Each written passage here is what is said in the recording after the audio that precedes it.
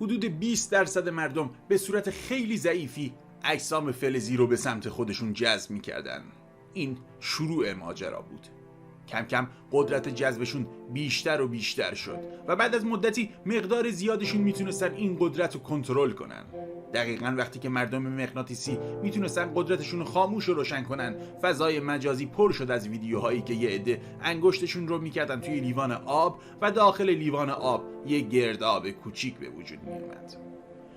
حدود 1 ماه بعد مردم مغناطیسی میتونستن اجسام بزرگ فلزی رو از فاصله دور تکون بدن و مردم آب میتونستن روی آب راه برن و باعث بالا اومدن سطح آب بشن.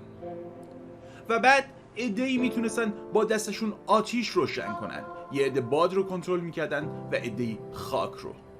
تعداد قدرت‌های مختلف میون مردم مدام بیشتر و بیشتر میشد و نیروهاشون هم بیشتر. دولت‌ها برای مقابله با هرج و مرج سعی کردن مردم مغناطیسی رو دستگیر کنن، چون اونا اول از همه به قدرتشون رسیده بودن، حالا از همه قوی‌تر بودن. اونا توانایی پرواز در محیط‌های شهری یا هر محیطی که فلز زیادی داشتن. حتی کم کم میتونستن برق هم کنترل کنن.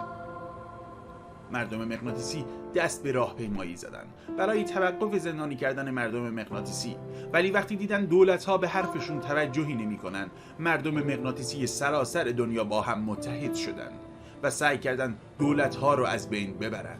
دولت‌ها اکثرا نیروی نظامیشون به شدت تحلیل رفته بود، چون اکثر نظامی‌های دارای قدرت از ارتش‌ها جدا شده بودند.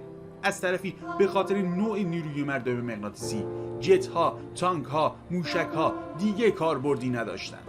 دولت‌ها اعلام آتش بس دادن و مردم مغناطیسی رو شهروند عادی اعلام کردن، ولی دیگه خیلی دیر شده بود. مردم مغناطیسی می‌خواستن قدرت دنیا رو تو دستشون بگیرن. چطوری اینقدر متحد شدن؟ شایعاتی به وجود اومده بود که اونا بعد کنترل برق حالا میتونستن با هم تلپاتی قوی داشته باشن. این هیچ وقت ثابت نشد، ولی شواهد زیادی بود که احتمال درست بودن این جریانو بیشتر میکرد. هر وقت که نظامی ها یه دونه از اونا رو گیر مینداخت، سرکله چند تا دیگه از اونا پیدا میشد. دولت ها که دیگه چاره‌ای برای مهار اونا نداشتن، مجبور به استخدام مردم دیگه‌ای شدن که قدرت‌های ماورایی پیدا کرده بودن. مردم حیوانی، مردم آب، خاک، آتش و 200 نوع قدرت دیگه. بعد 12 سال جنگ وحشیانه بالاخره تونستن مردم مغناطیسی رو کنترل کنن، ولی حالا بیشتر از 200 نوع قدرت دیگه توی مردم به وجود اومده بود که همه به بالاترین لول خودشون توی قدرتشون رسیده بودن.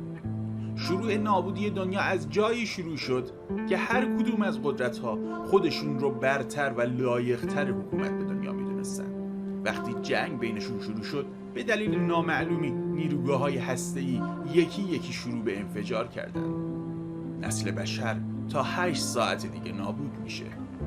اگه شما یک موجود فضایی هستید و این ویدیو رو میبینید، یادتون نره که گلزیلاش میکر رو سابسکرایب کنید و این ویدیو رو لایک کنید. زنگوله رو نزنید، چون وقتی این ویدیو رو میبینید من مردم.